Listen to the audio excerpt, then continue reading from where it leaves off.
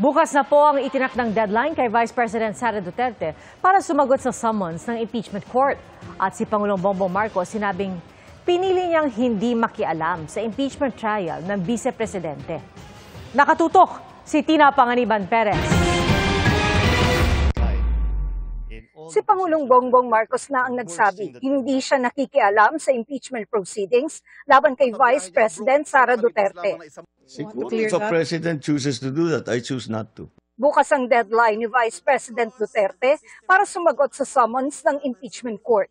Nasa Australia ang bise para sa isang personal na biyahe at bagamat nagsalita sa harap ng Filipino community roon, wala siyang nabanggit tungkol sa impeachment. Hindi naman nagpaunlak ng panayam ang kanyang defense team. Pero sabi ni dating Supreme Court Senior Associate Justice Antonio Carpio, hindi man sumagot ang bise, tuloy ang impeachment proceedings.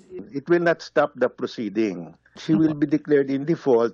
The prosecution will present its evidence, but the defense can still rebut the evidence presented by the prosecution. Sabi ni Carpio, pwedeng utusan ng Korte Suprema ang impeachment court na ituloy ang paglilitis sakaling idulog sa mga mahistrado ang issue. Ang Supreme Court, ang Supreme nga eh. I don't see any reason why the Senate of the 20th Congress will not comply. They will comply the moment the Supreme Court will say, tuloy ang trial.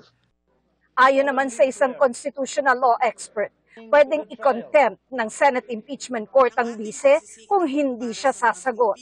Meron silang inherent power na gano'n, no? Kung hindi naman siya mag-submit ng answer, hindi na kailangan yung rejoinder ng House. Pag hindi ka sumagot, ibig sabihin, wala kang matinong sagot dun sa mga paratang. Naniniwala naman si House Assistant Majority Leader Judah Sidre na bagamat hindi na kailangang hingan ng Senate Impeachment Court ang Kamara sa 20th Congress ng certification na desidido itong isulong ang Articles of Impeachment, malamang daw ay sundin ito ng House Prosecution Panel.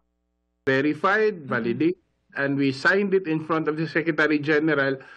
For me, that is sufficient already. Para sa GMA Integrated News, Tina Panganiban Perez, nakatutok, 24 oras.